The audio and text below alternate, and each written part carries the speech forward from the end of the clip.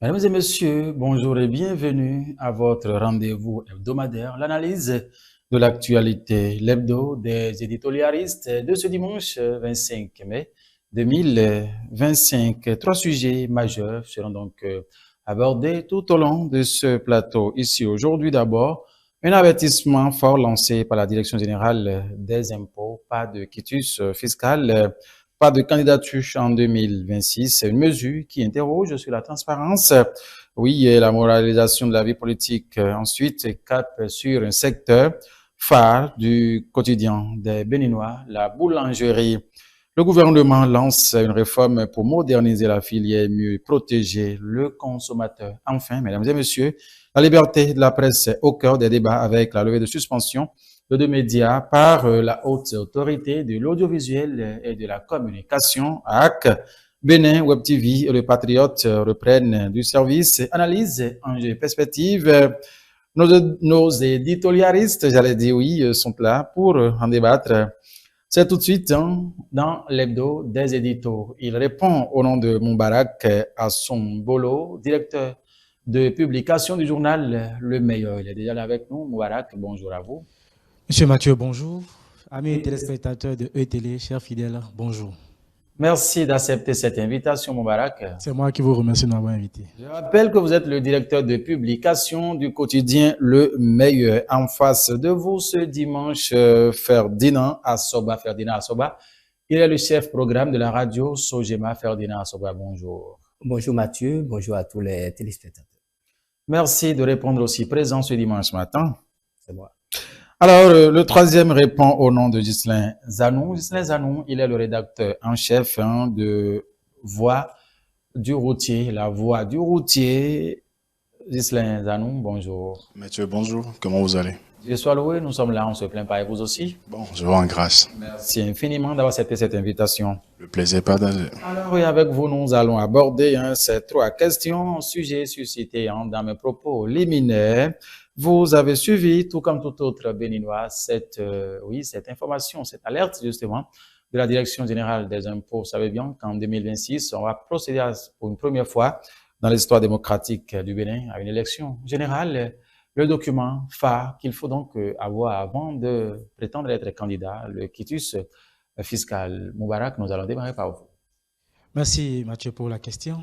Et la question du quitus fiscal, oui.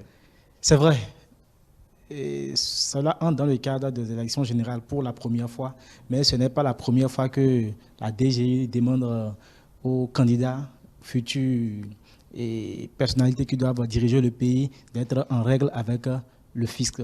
Et ce n'est pas une première. Donc, c'est pour dire quoi? Si la DGI aujourd'hui a pris l'initiative de commencer déjà par alerter les futurs candidats à se mettre à jour, c'est parce qu'elle veut forcément corriger quelque chose.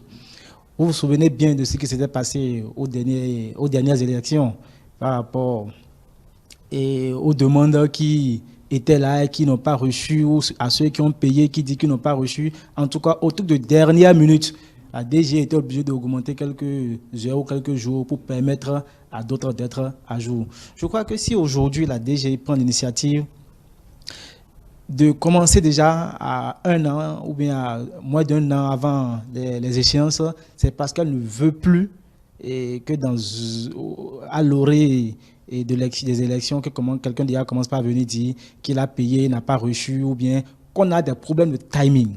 C'est une très bonne chose. Je crois que le directeur général Yanoussi a très bien fait.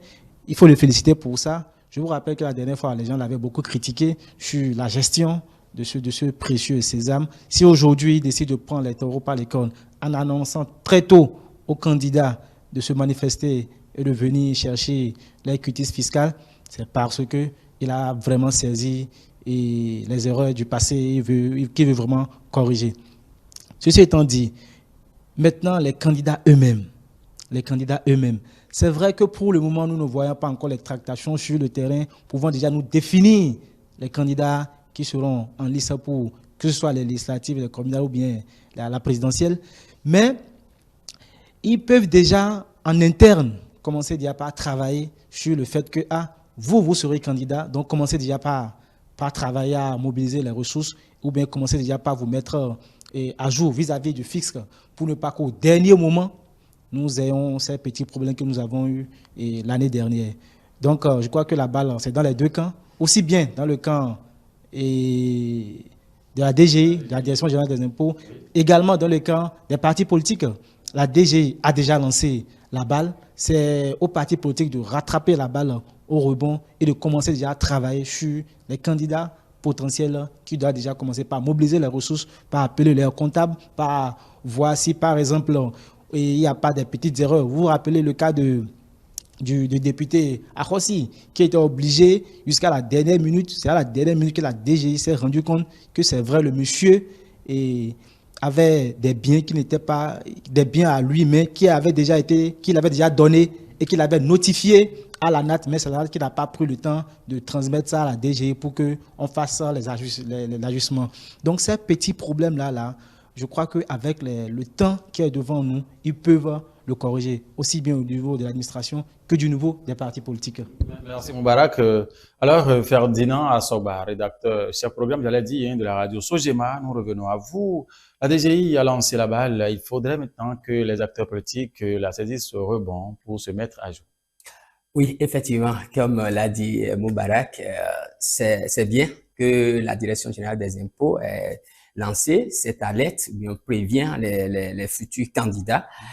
C'est une bonne chose. Sinon, si on se rappelle de ce qui s'est passé il y a quelques années, ça laisse à désirer. Donc, si aujourd'hui, la Direction générale des impôts demande aux futurs candidats de se préparer, c'est une bonne chose. Chacun va pouvoir déclarer ce qu'il a déclaré et que la Direction générale des impôts puisse quand même leur dire ce qu'il faut payer.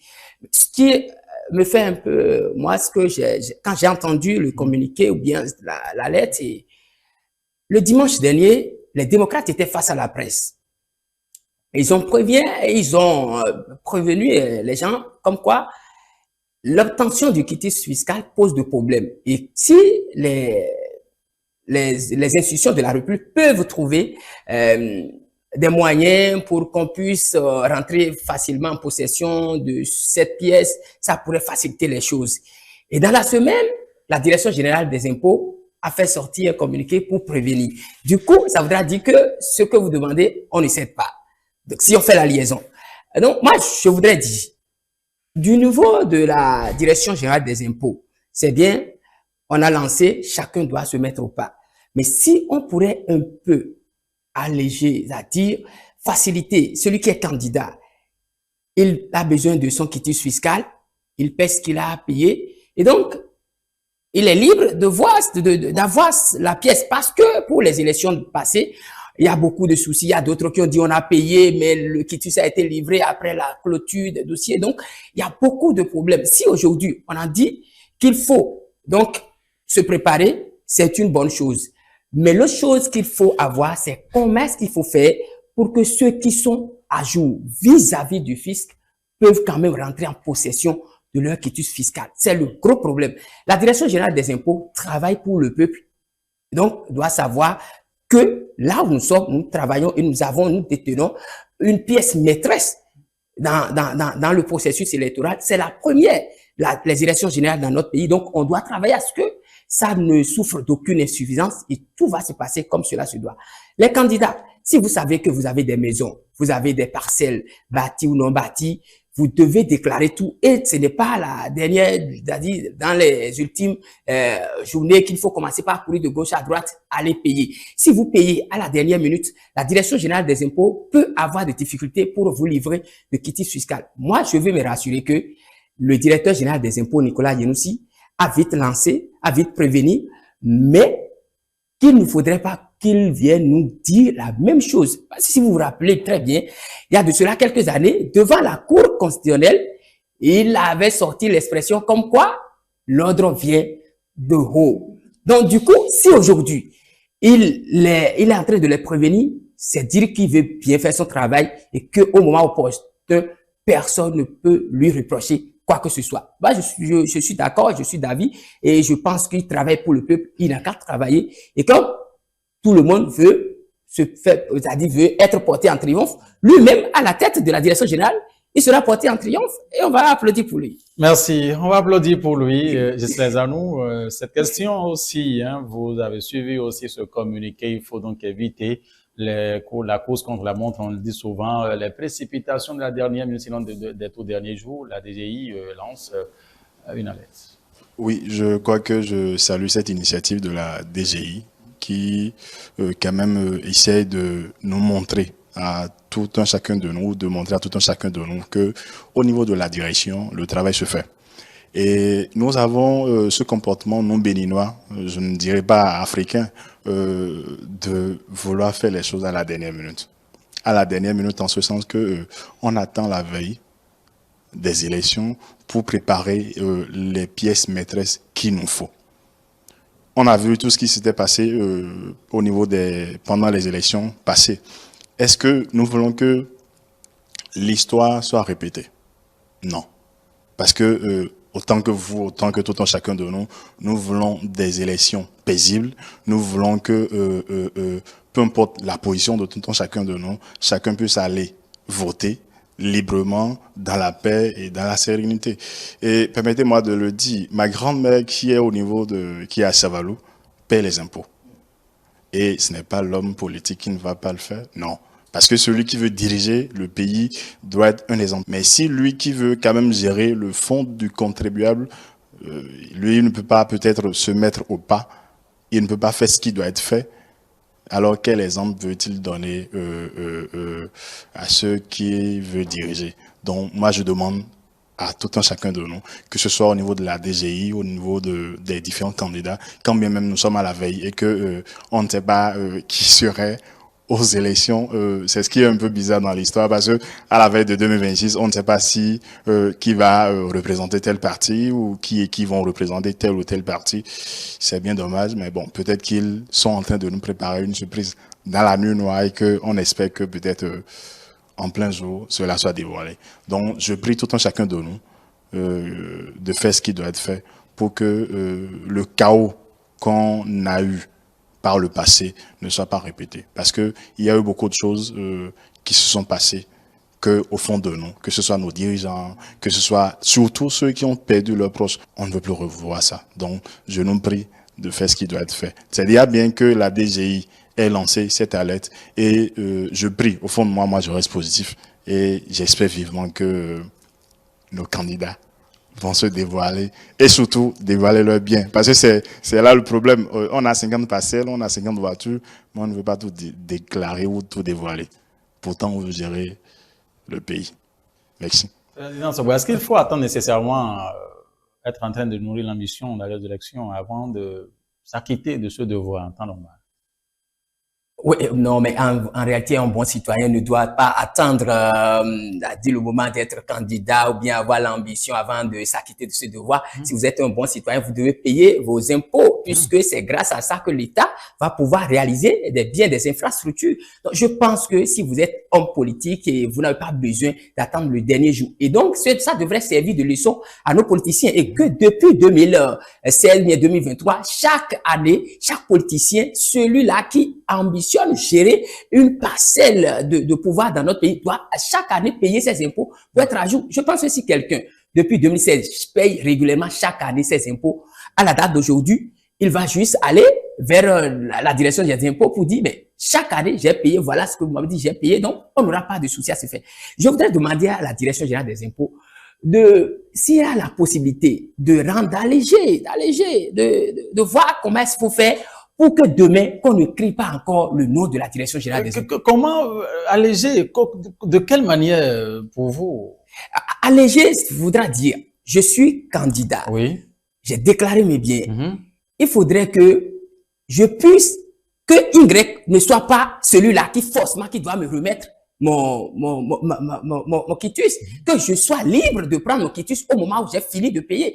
Parce que moi, je parle selon les informations qu'on a eues de par le passé, où quelqu'un a dit j'ai tout payé, on n'a pas remis, on a dit, et jusqu'à ce que ça nous a amené devant la cour constitutionnelle, tout ça là. Donc, du coup, si on peut voir celui qui ment, si c'est la direction générale des impôts qui ment, qu'on le sache, Si c'est le candidat qui n'a pas déclaré tous ses biens, qui n'a pas payé ce qu'il doit payer, qu'on soit sûr que c'est tel parti qui ne dit pas la vérité. Moi, c'est ce que j'ai dit, que ça soit plus transparent, qu'on sache qui dit la vérité, qui ne dit pas la vérité. Voilà. Moubarak, il faut qu'on sache qui dit la vérité, qui ne dit pas la vérité. Est-ce qu'il faudra... Je comprends les inquiétudes d'Arsogba. Oui. Fédina Arsogba, je comprends très bien ces inquiétudes. Mais vous savez, si chacun reste dans son couloir, c'est-à-dire le politique reste dans son couloir d'homme politique, mais citoyen d'abord, et la direction générale des impôts reste dans son couloir de institution de la République, apolitique, Oui. a priori. Apolitique, a priori, je crois que tout va très bien se passer. La DGI recherche quoi? Recouvrir ses fonds. C'est, comment on l'appelle? Après le port, c'est la pièce maîtresse de notre économie. Nous sommes un pays, nous n'avons pas de ressources minières. Nous travaillons, nous vivons uniquement sur les revenus que chacun essaie de cotiser dans la caisse de l'État. Donc la DGI, son problème premier, c'est comment faire pour recourir à ses biens, à ses devises. Donc, si elle reste dans ce couloir d'institution de la République au service de la République et non une institution politique, je vois que tout va bien se faire. Pour un peu renchérir ce que toujours Arsogba a dit, pour faciliter toujours et à ce que lorsque quelqu'un paye ses impôts, qu'il entre automatiquement en possession de son quitus fiscal. Vous savez, aujourd'hui, la DG est en pleine modernisation. C'est-à-dire quoi?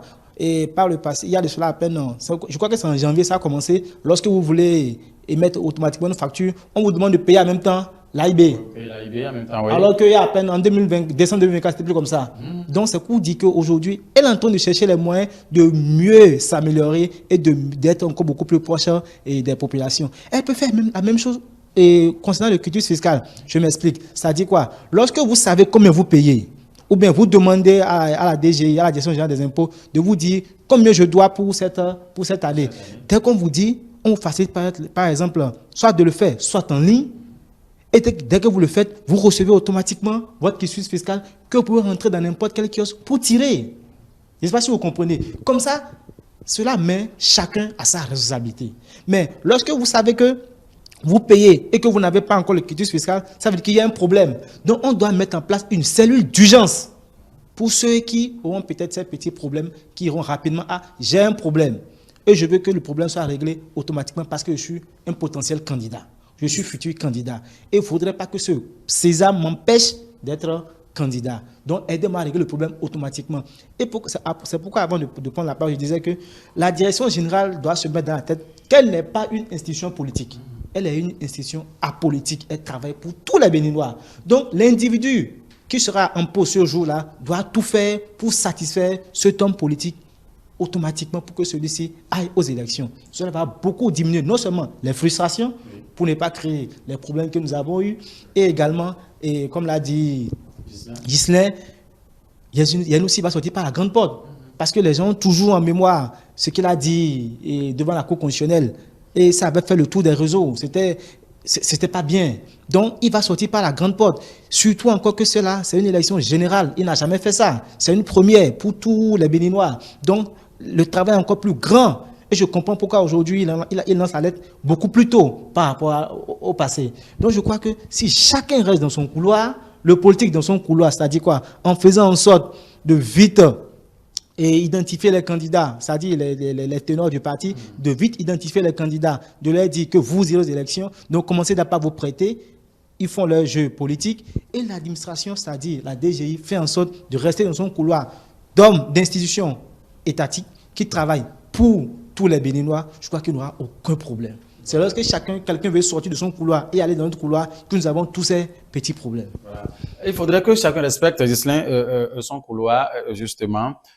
Trop tôt, la DGI a lancé la lettre afin de permettre à chacun de se mettre au pas. Pour vous, quelle doit être la responsabilité des responsables des partis politiques pour que tous ceux-là qui, en tout cas, prétendent aller à ces élections-là puissent se mettre justement au pas? Permettez-moi quand même de le dire. En novembre dernier, j'étais parti à Kouandé.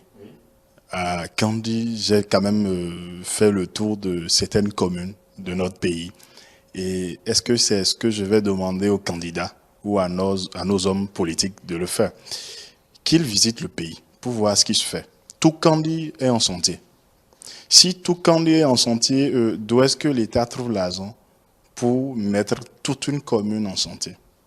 Construire des routes, et la voie je crois, la voie de Kouandé, qui mène à Kouandé, tout est en chantier. C'est de l'argent. Cet argent vient d'où? Il faut qu'on se pose la question. Pour montrer l'importance que chacun s'acquitte de son devoir qui doit l'amener à payer ses impôts. Parce que le problème de fisc, moi je vois que c'est le sujet du fisc, ça pose deux problèmes. Le problème où peut-être nos potentiels candidats ne veulent pas déclarer leurs biens ou ne veulent pas payer leurs impôts. Et le problème de la DGI. Mais je crois que le problème de la DGI est en train d'être résolu petitement parce que ça se signale déjà par cette alerte que la DGI lance. Parce que je me dis peut-être que c'est sa manière de dire oui, par le passé, j'ai commis des erreurs. Mais cette fois-ci, je ne veux plus que ces erreurs soient répétitives. Du coup, permettez-moi de faire bien mon job. Si déjà nos candidats peuvent déjà se déclarer leurs biens, payer ce qui doit être payé, et qu'au niveau de la DGI, telle que la volonté, elle est affichée, affirmée, dévoilée aux yeux de tous. Si chacun, comme l'ont dit les confrères, si chacun pouvait faire ce qui doit être fait, je crois que le problème ne se poserait pas. Parce que la DGI n'est pas une institution politique, quand bien même le directeur de la Direction générale des impôts a le droit d'appartenir à un parti politique, cela ne lui donne pas le droit, dans l'exercice de sa fonction, parce que je donne un exemple, je suis BR ou je suis démocrate, quand ceux de BR vont amener leur dossier, je vais mettre ça dans le tiroir, traîner ça, parce que il faut que je facilite la tâche à ceux de mon parti. Je ne crois pas que ça doit être ainsi, parce que il y a le devoir professionnel. Et ce devoir professionnel amène la Direction générale des impôts, tous les employés, tous ceux qui interviennent sur la chaîne à activement jouer leur rôle pour que nous ayons des élections paisibles. Voilà, je le disais dans mes propos liminaires que oui, le second sujet que nous aurons donc abordé ici est un rapport justement au secteur de la boulangerie. Vous savez bien que lors du Conseil des ministres du mercredi 21 mai 2025, le gouvernement a pris des mesures en tout cas afin de moderniser un peu, protéger également le consommateur béninois. Et le pain, nous savons aussi comment cela se consomme au Bénin. Ferdinand Assoba, nous allons commencer par vous pour ce sujet et tout. Vous avez suivi aussi, vous avez eu le compte rendu justement du Conseil des ministres par rapport à ce sujet.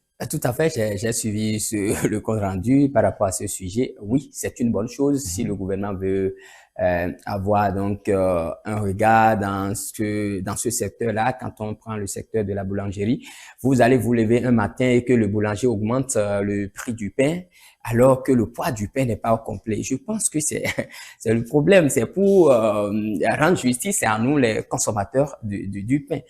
Je pense que c'est une bonne chose et que l'État veut regarder dans ce secteur-là, puisqu'il y a du photo dans ce secteur-là. Mais l'autre chose est que le gouvernement, en voulant faire des réformes, doit protéger aussi également les emplois qu'il y a dans ce secteur-là, parce que ce secteur regorge beaucoup d'emplois. La bonne dame qui est à côté de la voie, c'est quelques baguettes de pain, elle prend le matin, c'est ça qui lui permet peut-être d'envoyer Fatih à l'école ou bien Kemi à l'école.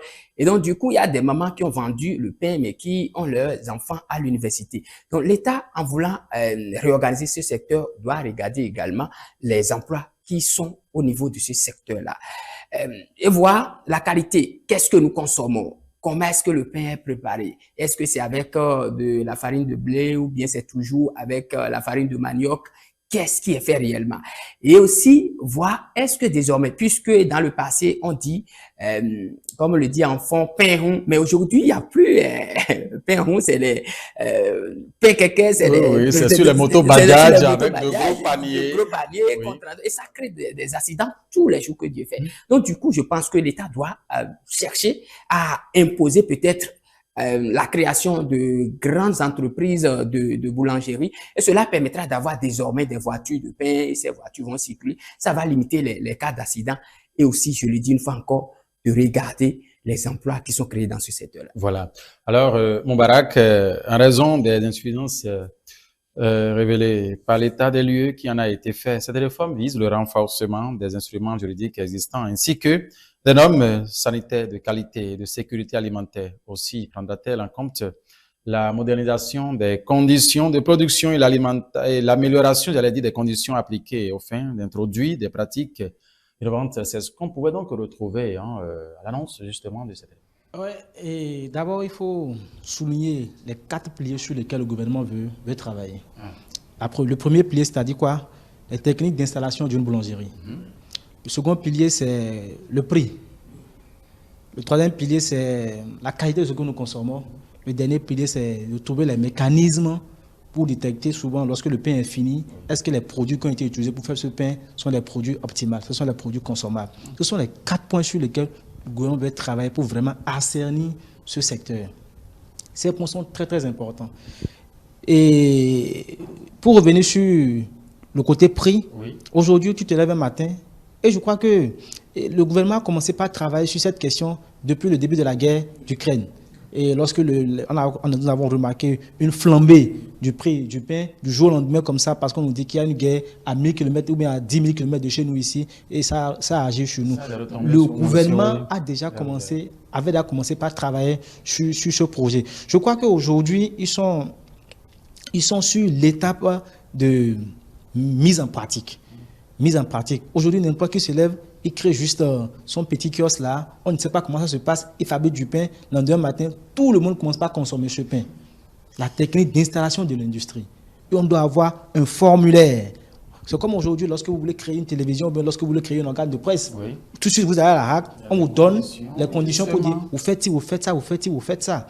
Mais aujourd'hui, ce qui rentre dans notre ventre, nous ne savons même pas comment cela se fabrique. Donc, je crois que ce premier point est très, très, très important lorsqu'on finit de parler du prix. Le second point, c'est la qualité de ce que nous consommons. Si, parce que c'est le pain, vu de face, c'est joli, c'est beau, ça suffit dire largement pour que je le mette dans mon ventre. Mais non, aujourd'hui, nous avons les cancers qui ont explosé automatiquement dans notre pays. Moi, je me rappelle, lorsque j'étais encore enfant, au bien de cela 20 ans en arrière, on entendait parler de ces petits trucs de cancer de ci, cancer de ça, qui tuent un peu partout aujourd'hui. C'est à cause de ces produits que nous consommons. Le pain, vous savez que c'est la nourriture de base de tout Béninois. Ce matin, moi, mes enfants en ont consommé avant que je ne sorte de la maison. Demain, ils vont encore en prendre. Après, demain, ils vont en prendre. Vous allez le faire. C'est notre premier mai au Bénin ou bien dans le monde entier. Donc, le gouvernement doit vraiment prendre une mesure pour vérifier vraiment si ce que nous consommons, est-ce que c'est de la bonne qualité. Et parce que vous savez, et le pain, au fait, les gens ne mesurent pas encore, au Bénin, nous ne mesurons pas encore le poids du pain. Le pain, vous savez, si vous interrogez l'histoire, le pain fait partie du gouvernement. Le pain a fait tomber le gouvernement. Le pain a fait tomber le gouvernement. Plus récemment, le président soudanais qui est tombé, et Omar el-Bashir, c'est parce que le prix du pain a augmenté que les populations tout de suite ont commencé par manifester et son gouvernement est tombé. Un peu plus loin dans l'histoire, il y en a beaucoup. Donc, partez salon avec ce qu'il vient de faire, moi je crois que c'est salutaire. C'est le mets de base au Bénin. Parce que tu veux prendre un petit café, tu prends du pain. Bon, ce n'est pas forcément le pain que tout le monde mange dans l'avant, mais quand même c'est quelque chose qu'on fabrique avec le blé. C'est dans la même composition que le pain que nous tous nous consommons. Donc c'est très important et je crois que cette décision elle est salutaire, il faut l'encourager et surtout, ce n'est pas en vouloir bien faire qu'il faut tout gâter encore. Parce que les hommes d'affaires, c'est-à-dire les chefs d'entreprise qui installent ces usines, il ne faudrait pas également qu'en voulant protéger tous les consommateurs, on les piétine également trop. Parce que lorsqu'ils vont commencer par fermer, ça va encore créer autre problème. Parce que je vous dis, le poids du pain dans l'histoire politique du monde, elle est très, très, très, très bon, il est très, très grand. Merci. Alors, Ghislain, selon Moubarak, c'est le repas de base, un produit qu'on consomme presque tous les jours, partout et tout. Cette mesure du gouvernement protéger justement le consommateur béninois. Votre regard?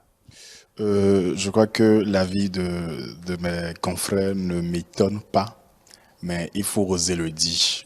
Quand nous voudrions faire des choses bien, il faut prendre des décisions, peu importe qui est fâché, qui n'est pas content, à partir du moment où cela contribue au bien-être du général, de la population. Cette décision de l'État, comme ils l'ont dit, mes frères, le pain est l'aliment le plus consommé dans notre pays. Avec 25 francs, avec 125, 100 francs même, tu peux déjà manger le pain. Tu manges le pain, le Zé me demande, déjà le matin, il n'a pas trouvé de client, il a 125, son ventre est déjà bien. Il prend le pain avec un sachet d'eau, je crois que sa journée est gérée. Mais imaginez celui-là, sort de chez lui, espérant rentrer à la maison avec de l'argent pour gérer la famille. Mais il mange une baguette de pain avec 125 et il perd toute une journée à cause d'une diarrhée. C'est pas là que ça commence. Est-ce que à la fin de cette journée, celui-là peut dire librement, oui, j'ai atteint mon objectif? Parce que, un, il ne pourra plus conduire. Deux, c'est de l'argent qu'il doit faire sortir de sa poche pour se faire soigner. On est tous d'accord. Oui, cette réforme du gouvernement peut-être va supprimer le boulot ou le travail de certains, mais si tout le monde peut bien faire, je crois que le boulot d'aucun d'entre nous, en tout cas ceux qui sont dans le secteur, ne sera supprimé. La maman qui est au bord de la voie, mais commençons déjà par la production, parce que ça part de là. Pour le moment, c'est une étude qui sera faite pour voir les conditions, mais moi j'ai eu aussi la chance, parce que très tôt le matin, à 5h, 6h, si une faim légère te frappe autant pour moi, il faut te rendre dans une boulangerie, parce qu'en ce moment, la maman n'est pas encore dehors. Du coup, il faut te rendre dans une boulangerie pour voir le nombre de personnes qui fabriquent le pain et dans quelles conditions. Excusez-moi de parler le fond. On a eu des mains, tu vois, quelqu'un est avec une tige de, je ne sais pas, de cuidant, et c'est dans ça on est en train de parler. Dans ça, il y a sueur et quelles conditions sanitaires pour le pain qui est fabriqué. Parce que le pain est là, la farine est là, au lieu que les choses soient faites dans de bonnes conditions. Non, l'essentiel c'est que le pain sort à 7 heures, que les bonnes dames qui sont là soient, je ne sais pas, soient servies. Oui. Mais la condition. J'ai donné juste l'exemple du Zéminiamon. Ok, vous en tant qu'animateur d'émission télé, vous avez votre émission, vous venez, vous demandez une baguette de pain, vous prenez un thé avec et vous ne pouvez plus animer. Qu'est-ce que vous allez dire à vos auditeurs, à vos téléspectateurs? Je ne sais pas, on se comprend. Oui, vous avez parlé du boulot, oui, du service ou du travail qui sera supprimé pour certaines personnes, mais moi, je vois la chose autrement. Permettez-moi de le partager avec vous. Il y a certaines boulangeries où c'est 2 personnes qui travaillent. Mais selon la chaîne, c'est 10 personnes qui doivent travailler. On dit, bon, avec 2 personnes, j'ai déjà le résultat. Mais le résultat, dans quelles conditions? Pourtant, il suffit de prendre 5 personnes. 5 personnes pour que chacun au niveau de son poste ou au niveau de la chaîne joue pleinement son rôle dans les conditions qu'il faut. Et à la fin, on a un pain qui ne va pas causer de diarrhée à un animateur d'émission ou à un conducteur de Zéminiamon. Du coup, au moment où vous dites qu'il y aura le sous-emploi où certains vont perdre leur marché ou leur travail, moi je crois plutôt que ça permettra aussi à la création d'emplois. Moi je crois ça. Parce que imaginez peut-être à Fidrocet ou à Calavi, vous l'avez dit, une grande entreprise de boulangerie. Pensez-vous que ces 2 personnes qui allaient travailler là? Non. 2 personnes ne peuvent pas travailler dans une grande entreprise. Cette jeunesse qui est là et qui cherche du boulot, si elle se fait former, je crois que ceux qui veulent se lancer dans ce secteur d'activité, je crois qu'ils pourront trouver du boulot.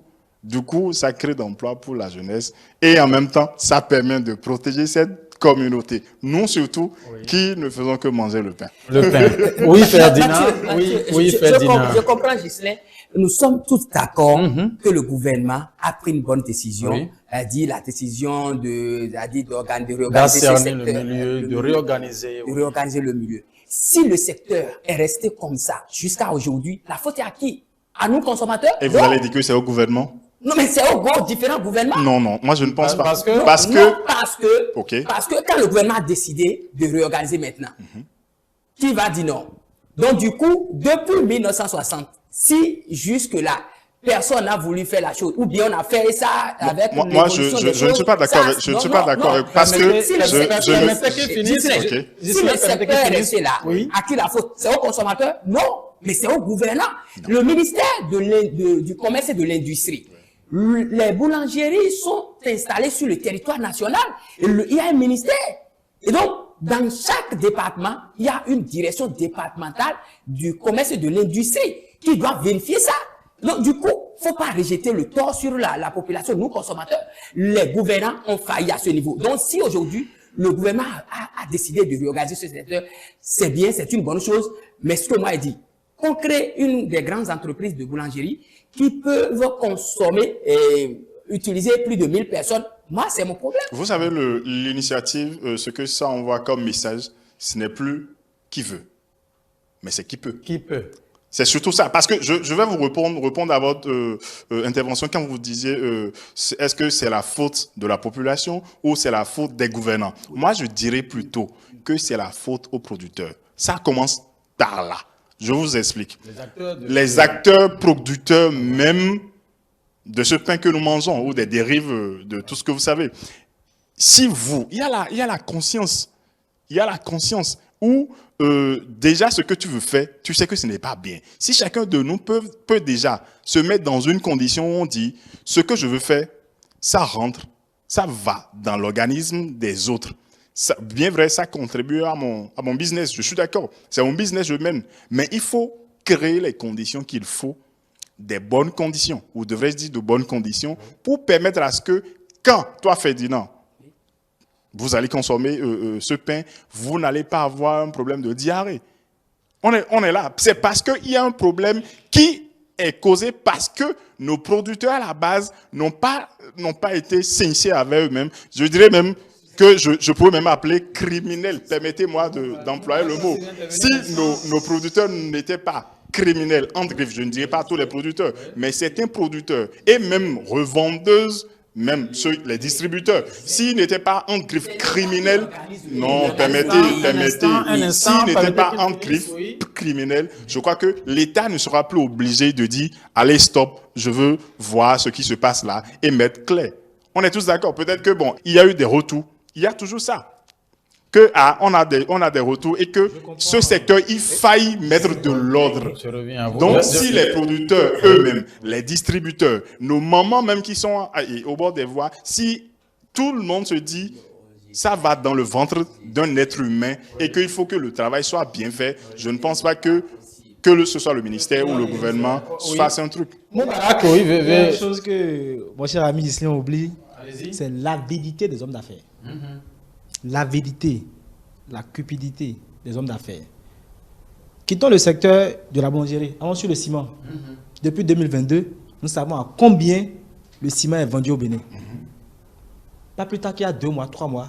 Et je ne suis pas sûr qu'il n'y a pas un journal ici qui n'a pas titré sur le prix du ciment qui grimpait, malgré que le chef de l'État et son gouvernement avaient fixé des prix sur le tarif comment on l'appelle, de la tonne de ciment partout au Bénin.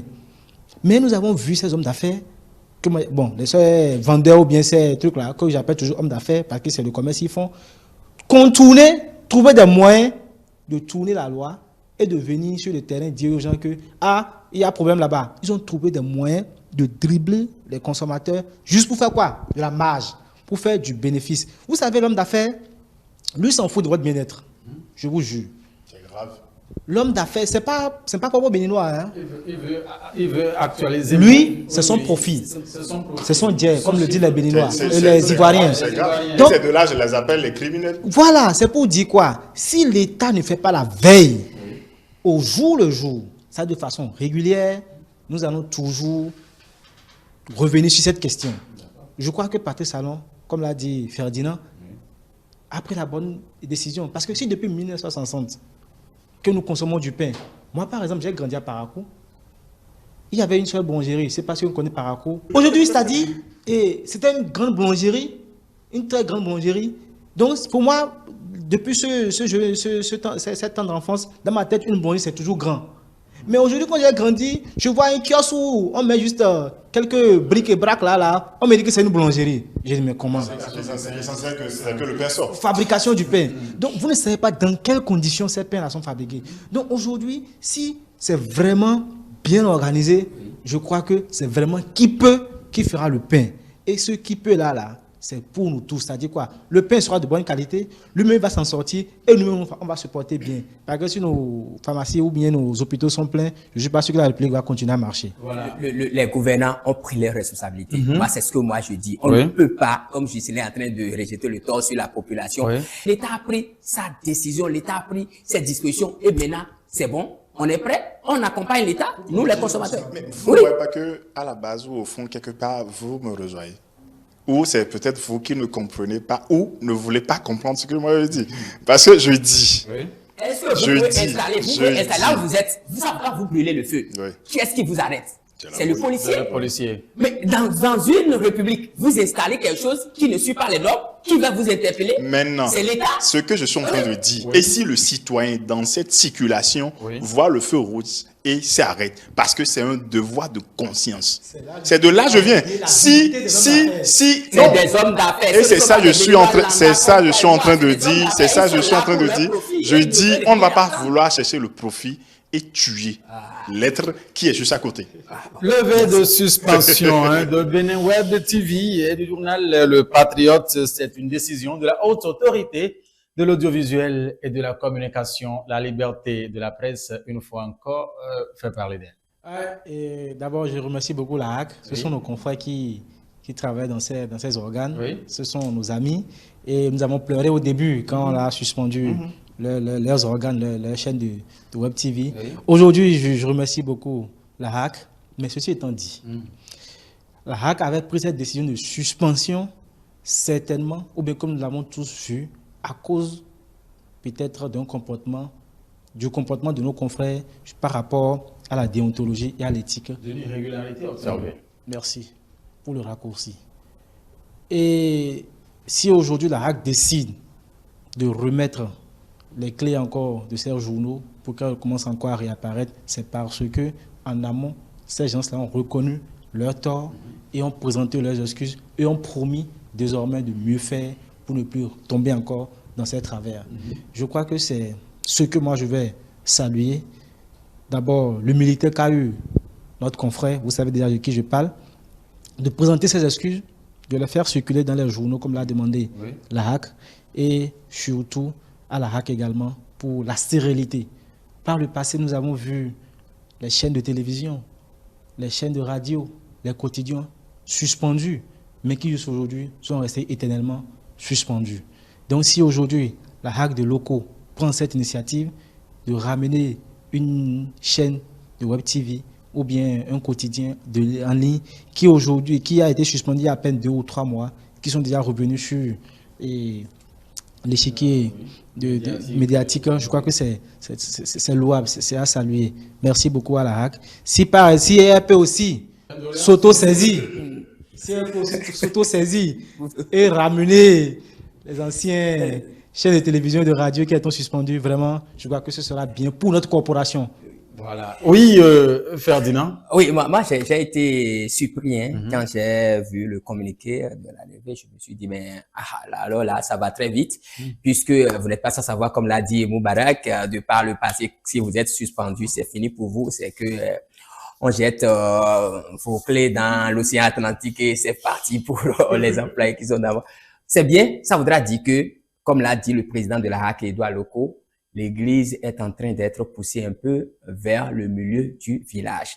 Et donc, on sait qu'il y a des employés, des gens qui travaillent dans ces organes de presse et qui doivent manger. Donc, on a vite levé ces suspensions. C'est une bonne chose. Et que si la 7e mandature de la HAC peut s'auto-saisir de certains dossiers, puisqu'il y a des confrères dont les organes ont été suspendus depuis des lustres, mais qui n'ont pas eu gain de cause, si la HAC, le doyen Edouard Locaux, puisque sur 9, ils sont 5 professionnels des médias, ils savent ce que nous vivons, nous journalistes. Donc, s'ils peuvent quand même s'auto-saisir du dossier et puis régler le problème de nos confrères là, ça nous fera plaisir. Je les remercie beaucoup. C'est bien, ils ont pris une bonne décision. Ça va permettre à nos amis. Et donc, l'autre chose, c'est de dire à ceux qu'on est en train de rétablir, de regarder, de ne pas oublier ce qu'ils ont eu à faire et la HAC les a suspendus. Respecter le code, encore que l'ODEM nous a fait un nouveau code et donc qui a essayé donc de nous donner un peu de marge, de manœuvre pour faire notre travail. Donc, je pense que si les gens peuvent respecter ce code librement, chacun va exercer et la HAC aussi sera libre, ne sera plus la hache comme on a l'habitude de le dire. Merci, je voulais préciser. Oh là là, permettez à Gislain aussi de devenir une avancée de la liberté de la presse au Bénin, Gislain. Bon, je crois que serais-je obligé de comparer la HAC d'aujourd'hui à l'Éternel, le bon Dieu Tout-Puissant, qui, malgré nos péchés, est toujours clément envers ses enfants. Nous commettons des péchés, mais il suffit de dire au nom du Père, Dieu, bon, tout ce que vous savez, Dieu pardonne-moi mes péchés, qu'on soit sincère, et le bon Dieu, avec sa clémence, nous pardonne. Je salue sincèrement M. Edouard Loko pour cette décision. Je salue également toute son équipe. Et je crois que c'est un message que la nouvelle HAC du Bénin nous lance à tous les hommes de médias, que ce soit ceux qui sont en formation, ceux qui viennent d'intégrer le milieu, ceux qui sont déjà là il y a longtemps et ceux même qui sont à la retraite. Oui, c'est un message pour dire que ça revient peut-être au sujet dont on avait débattu tout à l'heure, pour dire nous ne voulons plus faire du à peu près. Vous appartenez à un secteur, vous appartenez à un corps, le corps a ses règles, sa déontologie. Si tu veux entrer dans cette maison, si tu n'es pas prêt à respecter les règles de cette maison, mon frère, reste dehors. Personne ne va te juger du pourquoi est-ce que tu es resté dehors. Au contraire, les gens vont trouver que tu as bien fait de rester dehors parce que tu estimes qu'une fois à l'intérieur, tu ne peux pas respecter les règles de la maison. Pour dire à nos frères, mes grands frères, surtout journalistes, nous ne devons pas écrire pour écrire.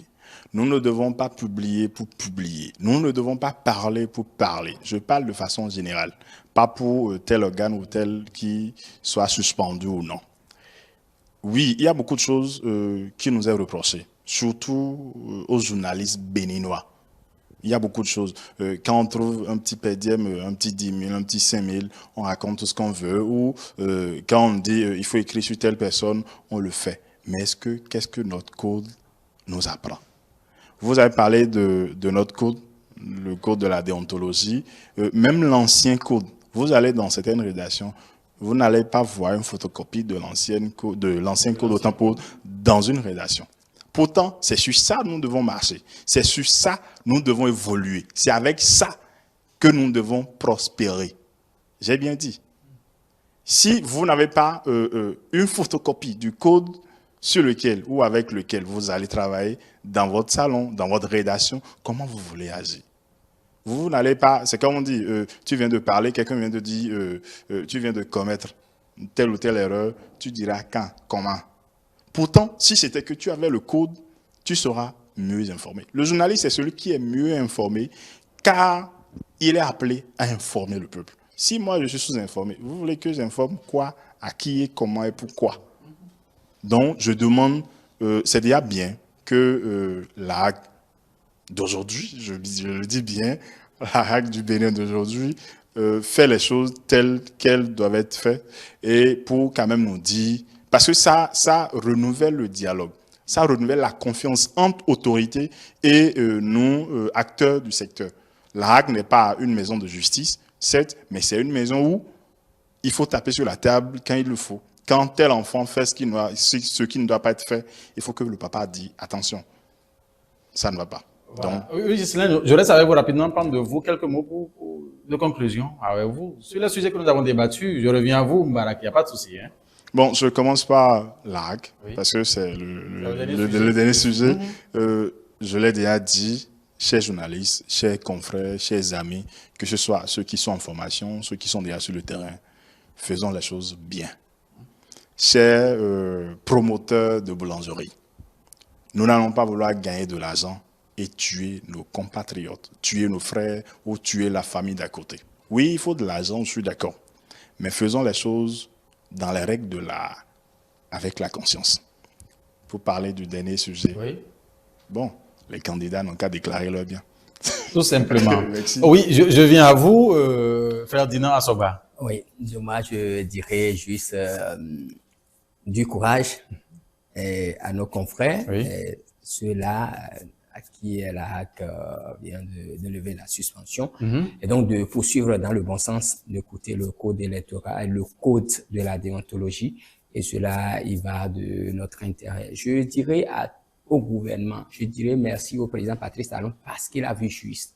Les promoteurs et consorts sont dans la cité et donc l'État est garant de régularisation de ces trucs. L'État doit jouer sa partition. Donc, du coup, le gouvernement a vu juste qu'il faut réorganiser le secteur et je les remercie pour ça.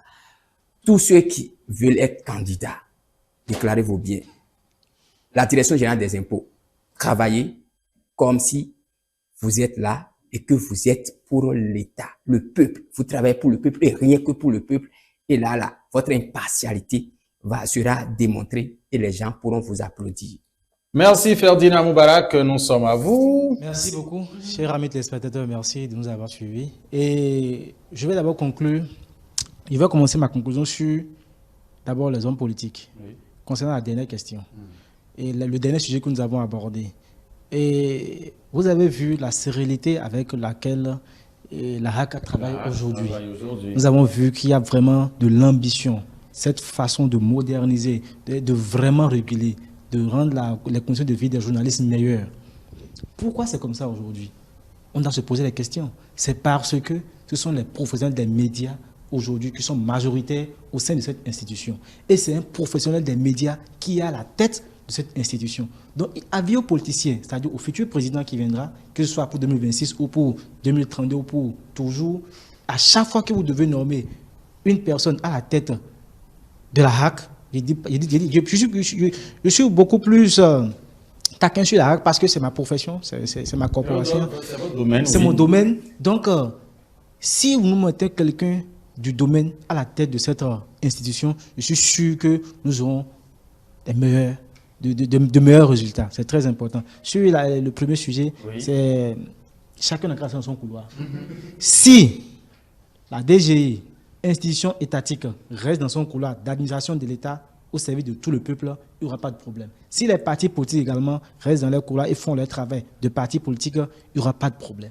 Sur la question le sujet de... On a parlé de la boulangerie. Oui, je dirais tout simplement que merci à Patrice Talon de vouloir vraiment assainir ce secteur qui est devenu aujourd'hui un foutu.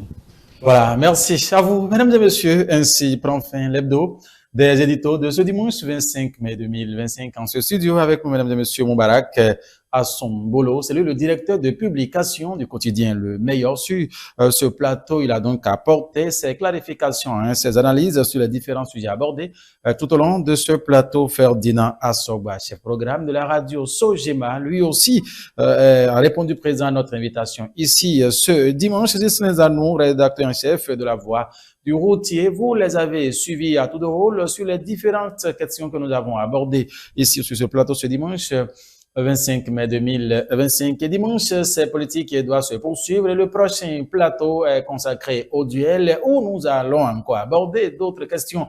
En tout cas, et en marquant l'actualité cette semaine que nous finissons. Rappelons tout simplement que toutes nos productions sont disponibles sur nos différentes plateformes. Tout simplement, notre site internet www.etelebenin.com, notre page Facebook Etele en direct, notre chaîne YouTube Etele Benin, notre compte X Etele en live via notre application iOS et Android Etele, tout simplement Etele avec vous.